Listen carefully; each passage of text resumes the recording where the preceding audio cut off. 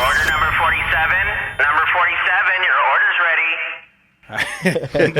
ready. Wow, this is going to be a very interesting, fun episode.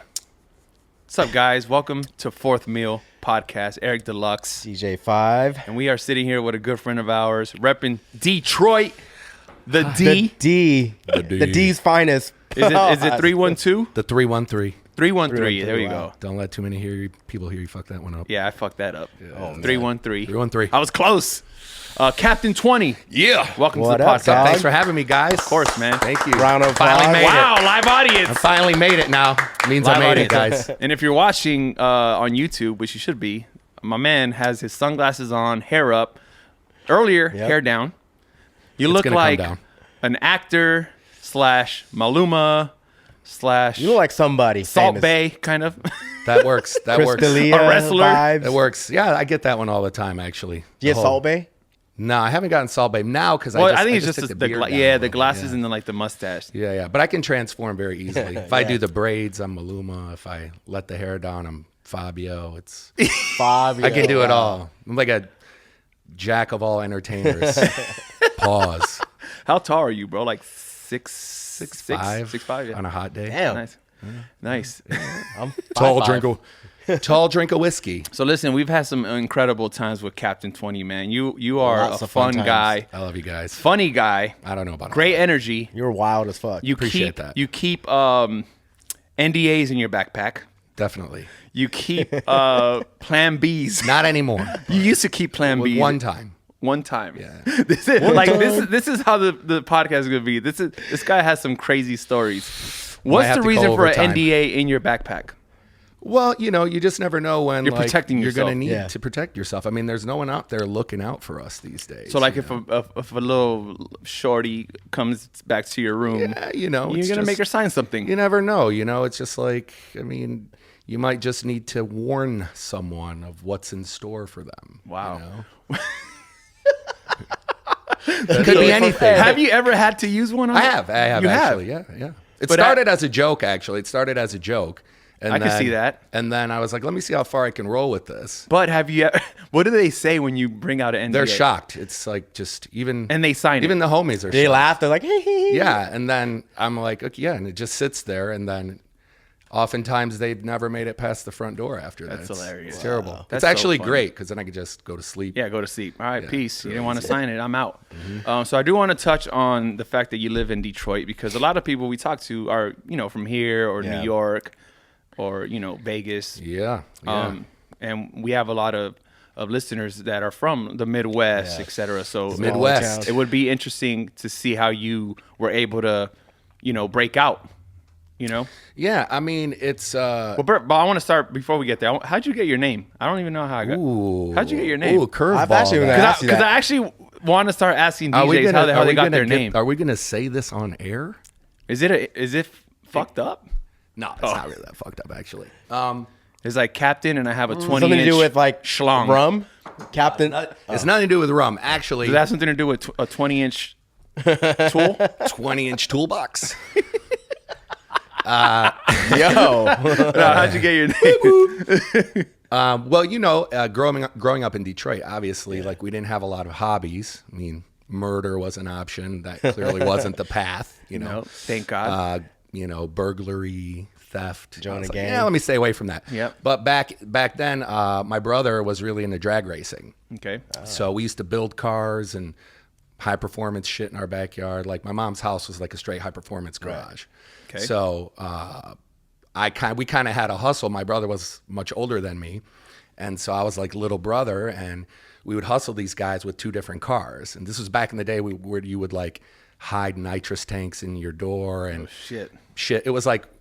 It's really like the whole concept of Fast and the Furious originated from Detroit drag racing. Yeah. Really? Yes, and then they turned it into a bunch of bullshit. But that was the way it was. Like you guys used to set up these races where it would be like different crews, and you were like the guy in their crew, and then like you would run around all night till you found a place where the cops weren't around, where the street was, smooth enough for you to race, and then you get a race on. And so eventually it was like we would level up our cars, and then you'd have to talk shit to guys. And There was like one particular time where like my brother was kind of a legend, so people wouldn't race him after a while. Wow. So he would talk enough shit, get people amped up, and then he'd be like, well, fuck you, I'll let my little brother whoop your ass. And so I would get in the car, and people would think I wouldn't know how to drive. They'd give me a handicap, Oh shit. and then I'd end up whooping their asses. Crazy. So it was like hustle. Around what time? What year was this? This was probably like early mid-90s. 2000s? No, I was gonna say What the hell does that have to do with Captn20? well, because Oh yeah, that's right. because at some point, damn it, I thought I was going to get around that one. But at some point, there was like a pretty legendary night of racing, and I ended up like putting like 20 cars on this dude. Like that's how bad I beat him. And he was like, it was like a big deal. And then somebody just started talking shit, Captn20, this was a name. And then that was the thing. And so it kind of stuck for a while. And then like I was kind of already DJing like on the side, but just like for fun. Yeah. And I finally had like a paying gig and I needed a DJ name. I was Yeah. like, what the fuck am I going to call myself? This Yeah, is it's like, always a hard thing. yeah. Like, And so at the time, I actually had two names because I was working a day job too. And so this is when MySpace came out. Okay. And so like my first screen name was Nick Steele. Okay. Because That fits. Yeah. you because look like a Nick Steele. Nick Oh Steele. shit. But I didn't want my day job people to know that I was this like indigent, like degenerate at night. So I had Nick Steele, which is actually my last name. If people pronounce it instead of Haddad, they say Hadid, which in Arabic means steel. So, Any relations to the other Hadids? Oh, no. So then, I started in like the techno and house and drum and bass scene, actually. Okay. Actually started as a trance DJ, believe it or not. Wow. So got a that trancey vibe to you. started with Nick Steele, and then as like I can see you as Nick Steele, the trance DJ. Yeah. I Hair see down, it. like- It's so clear to me. sweating profusely. Yes. I see They, you up they there weren't like this. doing the hearts yet. What are they doing? They're just like fist pumping and It was like I'm back not even then. the fist Back pumps then yet. the DJs like in the electronic scene, they weren't showcased like they are now. techno You were in scene, yeah. really That's like, real techno too. Back in the yeah, days. like you were in what really it is dark now. corners of the clubs. There wasn't a lot of. It was just, and especially in Detroit, like you'll still to this day hear the best sound systems in nightclubs Yeah. in the country in Detroit during certain events, like when movement festivals in town.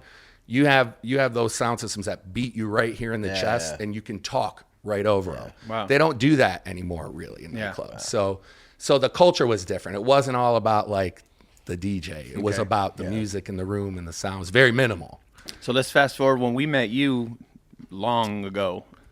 10 years at least. yeah, Been over 10 years, yeah. Over 10 Over years. 10 years ago, for sure. Yeah. We DJ'd at Club V, which was at the MGM in Detroit. Yeah. And you were the talent buyer, also the resident DJ. Yeah.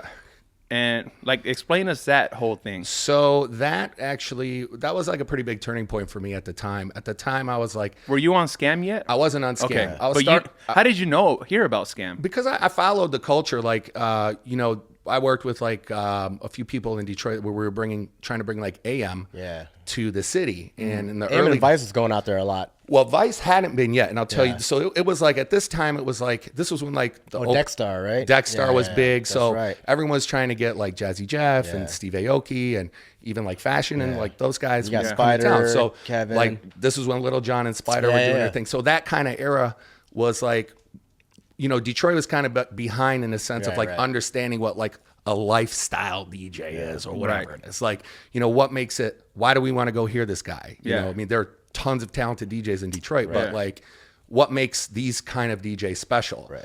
So I was trying to kind of help educate the market on like this and also to grow a network. So it was like kind of bringing you guys into Yeah, town. It was like, all right, well, Five's a resident at Tao and Lavo, Eric's a resident at, Marquee and these places. So these were venues that like people in Detroit could relate to. Yeah, even they if heard of the venue. They heard of the even venue. if they didn't hear about us. Right. Or like some of the homies that had like serious radio shows early in the day, Yeah, like yeah. Tony and a lot of these guys. So my whole thing is like, what can I do to educate the most uneducated club goer on who these DJs are and why they're special? And so, after AM, in fact, like that was, it was kind of shitty, but like the first time I was supposed to do a show with them, in Boston, that's when they had the plane crash.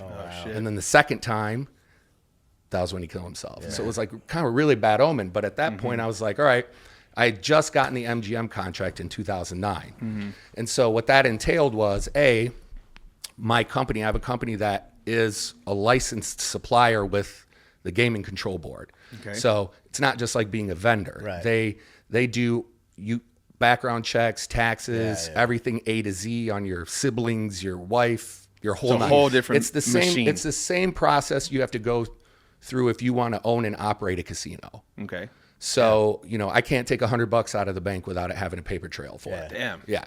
So at that time, we had 5 lounges at MGM, and all of them needed like either live music or DJs or this or this or that. But then there was the main club, which was V. And so again, you're talking And you about were in charge of putting DJs in all the venues? all of them. Wow. All of them, the programming, the marketing, the concepts, and like here So I if am. I was a young DJ in Detroit, I should have been taking you to lunch every day Probably. and buying you Christmas and It might birthday not have been gifts. a bad idea back then. Yeah. You were in charge of a lot of shifts. A lot of shits. And so everything from like the VIP host, the go-go dancers, Oh, shit. all the creative marketing, that was all me, everything A to Z. Yeah. Ticket sites. And the we got to whole shout nine. out Jasmine yeah. What up, Madari, Jazz? he's the one that brought me out to That's Detroit right. for the first time. And so that's and a the perfect- time when I went for the first time, the club he was supposed to do didn't open That's in time, right, so we just hung out. And that's a perfect example. hit it So off. we would try to like pair things with like, before there was a word called influencer, people that had a good following. So it would be like, it was going to be a good party, even if you guys didn't play, but now you're there, it's a better party. And now you'll meet like those VIPs and guys like Ray and like these guys out now. I still talk to Ray. Still till, talk like, to there's still guys from Detroit that met you guys. Yeah, in the one Detroit. time I went to Detroit was when you brought me out. Yeah, and I wasn't even that there. was it. Yeah. Yeah. That was for like Blake's birthday. Yeah. Yeah. So these guys then become followers of you and network. We with met you like guys. people like when we were in Cancun, like from Detroit, and they like came because we knew you and they seen us at V or wherever. Even now, even me still, it's like there'll be people from Michigan that are going wherever in the country, and they'll be like, "Yo, hey, we saw Iris playing here. Or we saw Five or Dlux. dope, Can you hook us up? Can you hit them up?" So this is kind of where this is all coming into play because it was about building a network, but not just for me. It was about building a network For the city. Yeah. And so it was like people might not have known who any of, even don't know who I am half the time, but it was like it just takes that one VIP that builds a relationship with you, and now it's like next thing you know, and there's a lot of money in Detroit. So you don't know if this guy might own a company's having his party somewhere in the Bahamas and wants Dlux to play or wants Five to play now because he met him in Detroit. Yeah. See what I mean? So it was a lot of that. And then it was also like making sure that I didn't go over people's heads. And at the time, after AM, it was really kind of Vice. Yeah. Vice was like the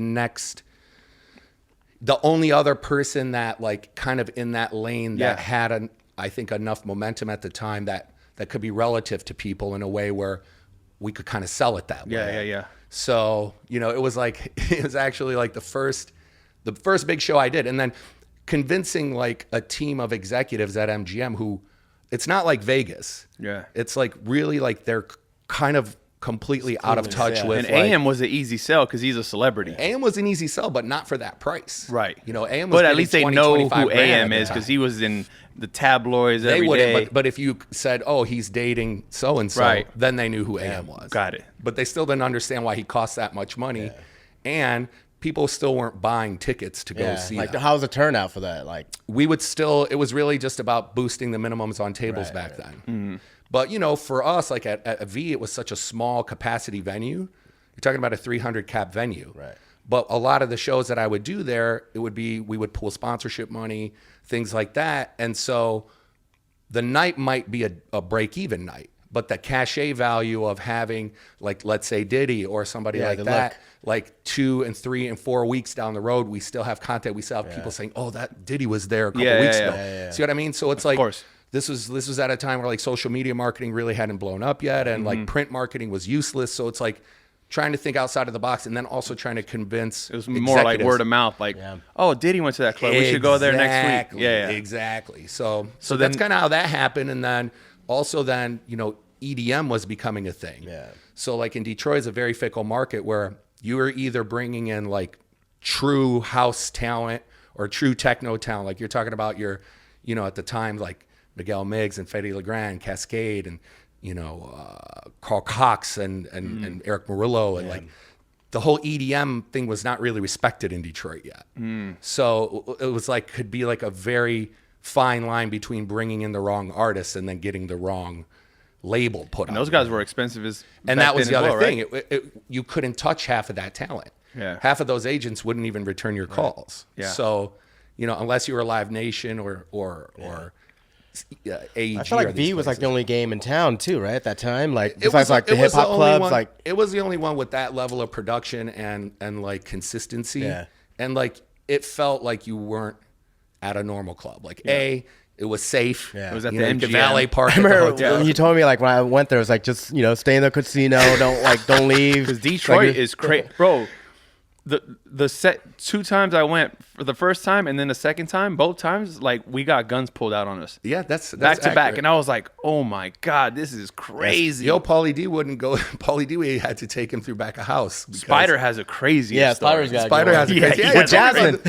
That's right. That's with right. Jasmine and I think Lil John. Yeah. Anyway, but Yeah. all right. So let's fast forward. Yeah. So you're talent buying for V nightclub and all the venues at Yep. the MGM, right? And I was the resident DJ, and I was also the marketing Yeah. coordinator. And We get it. You and did small, everything. and small other venues around town too.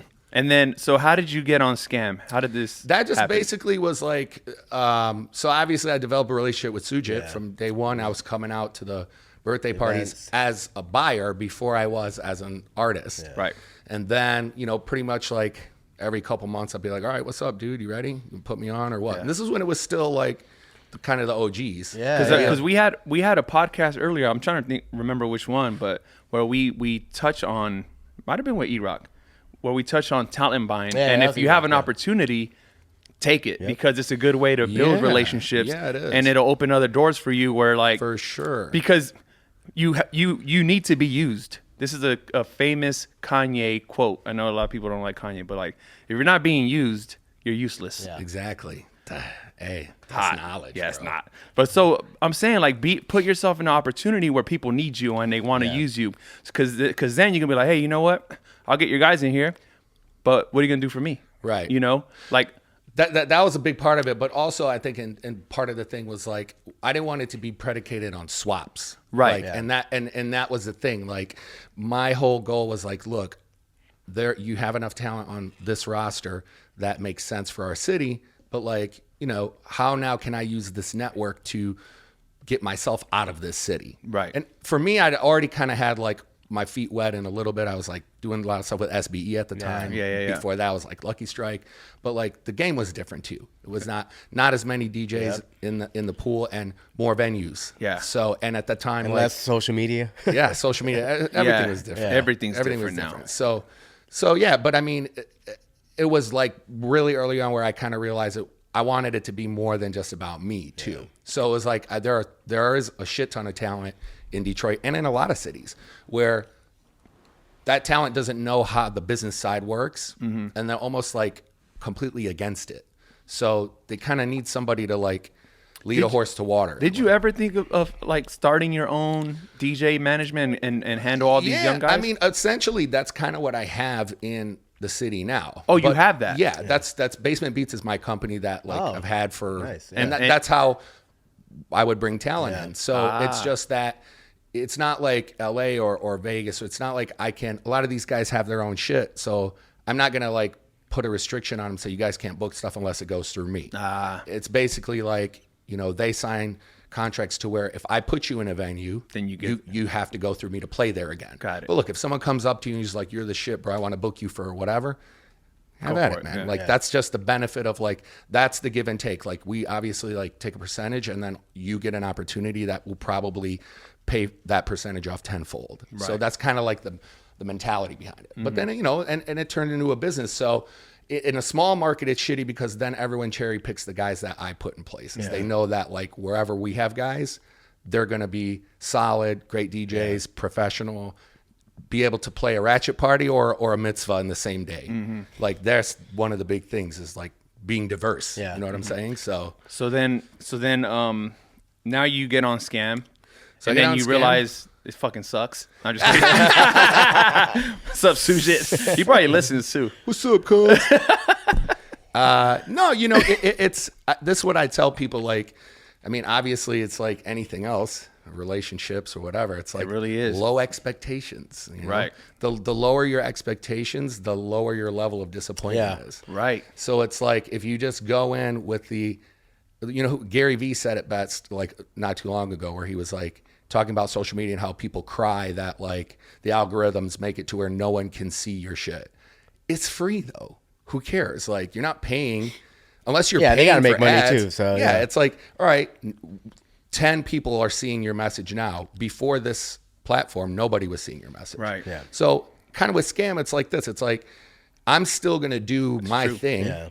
but like the hope is that being with a reputable agency will co-sign for you on gigs where like a buyer or somebody may not see validity in you, Yeah. but then they're like, oh, okay, he's on Scam. Okay, this guy must be good. And Right. you're good at like keeping like the relationships too. Like Exactly. you do the dinner. I love it. I yeah, do yeah. it. I love it. And that's the thing. As You a stay buyer, for like 3-4 days. for and- sure, yeah. for sure, because that's like you're investing in yourself. Yeah, so it's no, like, for sure, If yeah. I take an extra day, like people hit me up, like, "How's your vacation, bro?" I'm like, "Dude, you think I'm on a fucking vacation? Yeah. Like, this is my." That It's shit work. is so important. It's so much work. Because I just saw you this past weekend in San Diego, and we rolled up to dinner with him, and he's having dinner with this guy. I'm thinking it's his best friend, and he was the booker at the spot. Yeah. And I mean, it's a lot lot of it is because And I've you guys, been on that side. and it of was a weird situation. It was but a we- weird situation. but that was Hey, funny. though. let's tell me about it later. Yeah, side. That's the BTS content. No, but yeah, that's very important to just to keep those relationships. And I think being on Scam, like you said, opens doors Yeah. for new relationships. It does. Because even like you said, going to one of the Scam parties, even if you're not DJing, you're gonna meet someone in there. Yeah. For sure you will. I mean, that's kind of the whole point of it. And like too, I think being a buyer too, it's like you get kind of jaded because all of a sudden, like it is kind of a rush to be in that role. This is why talent buyers like stay in those roles because you have kind of this like Power. unexplainable power at your fingertips, and like how you choose to use it is up to you. But like for me, it was like, all right, this isn't just about me. I can like really do something cool in the Right. city Yeah. and also like grow a network of people and really kind of like impact some things. Yeah. You don't abuse your power. Exactly. I was like the You're like Luke Spider-Man. Skywalker, Yeah, Not, yeah. not like, you know, Darth Sidious. But basically then, you know, when the club closed in 2016, that's when you kind of really when you don't have that You see where level, you're- and then you yeah. see who's kind of like Yep. full of shit, who doesn't hit you up anymore, blah blah blah blah. And so for me, I kind of like never wanted to be that guy. Yeah. Like part of it is obviously there's a business side to it. You want to make sure that you keep that relationship, but also like, you know, I still like people.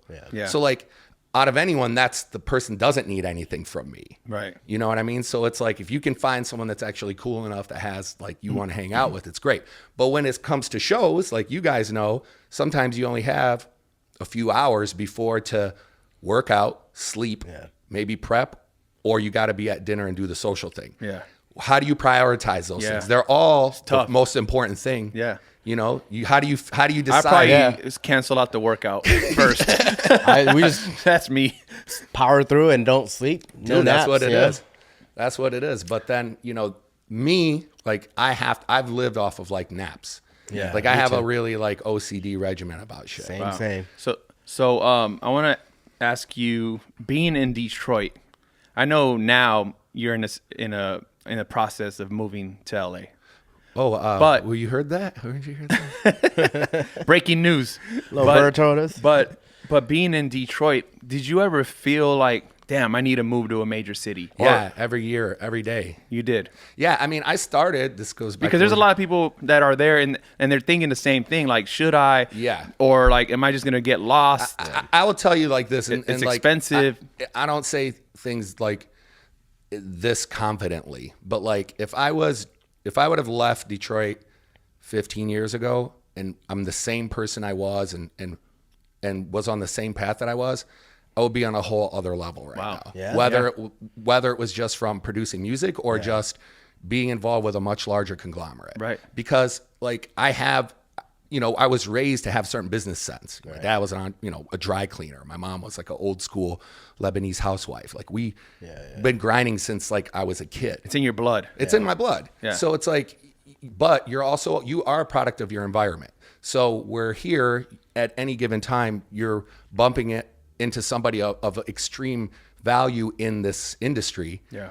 Those options are less available in a market like So is there a reason why you didn't do this? Yeah, I mean, I was, my story was different. I mean, I would have obviously there's family. Yeah, I mean, I had to take care of my mom for, pretty much most of my life and career. Got it. And so it became more challenging when I started touring and stuff because you could see how like it's already tough to juggle your own life. Yeah. So that was part of it. But like, obviously if I could give my 25-year-old self advice, it would have been like to get the fuck out of there. Yeah.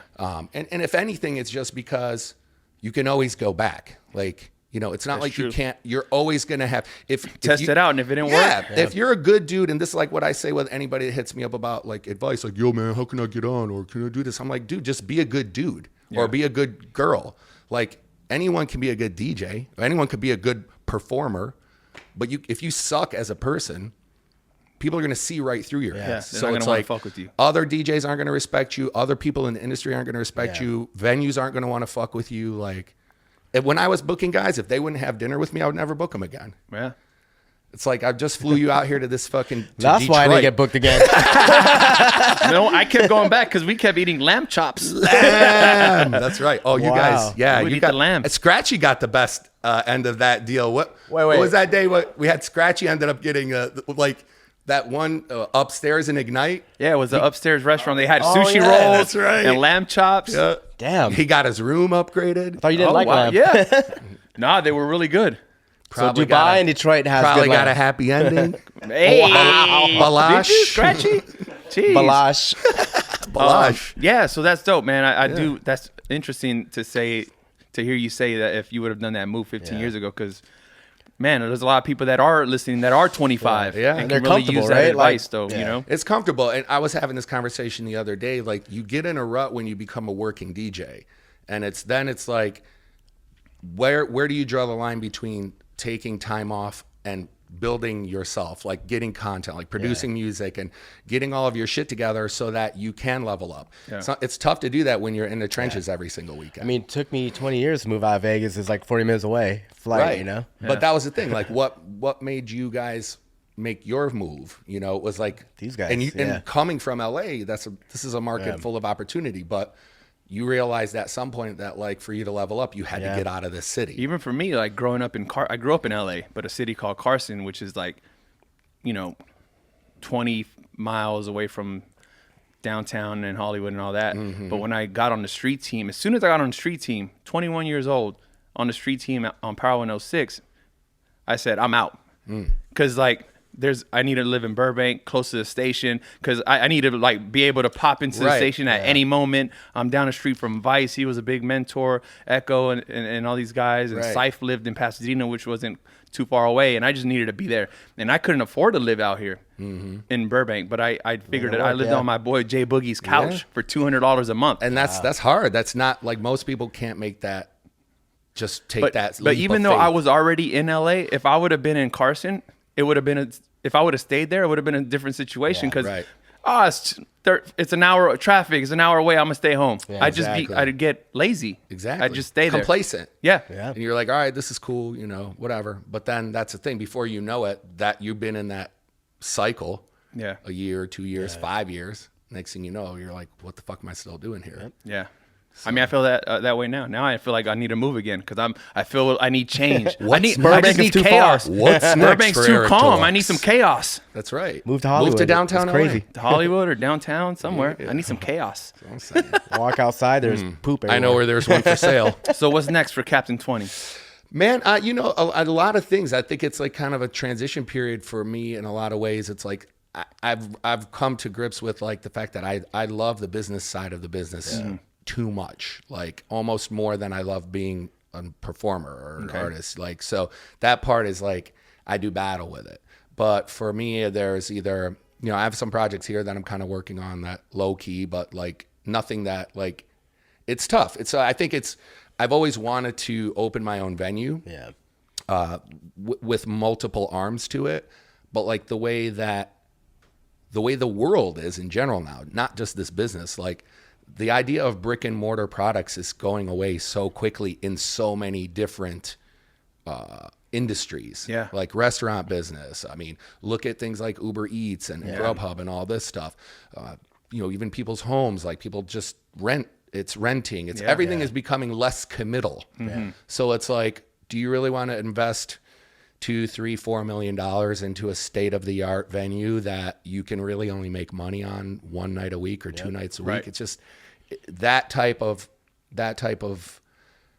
future is not something I want to be married to for the rest of my life, But I feel like I've learned so much in this industry, and I have so many different valuable assets that could, be useful in this business, that it's like, okay, well, what's next then? So, do you start an agency? That's whatever. Do you just work with like a big conglomerate? I think that's kind of like for me, music curation, like all these different things. Like I'm taking different pieces of what we do and seeing how A, you can monetize it, and B, how it can be sustainable. Yeah. Like it can't just be something that's going to last for like 2 or 3 years. I think the future is very bright for you, bro. Once you move out here, man, you're a great guy. And you got to wear shades. You're very smart. Thank you. 2020 is your year. There's something about 2021. 2020. I'll give you 2021.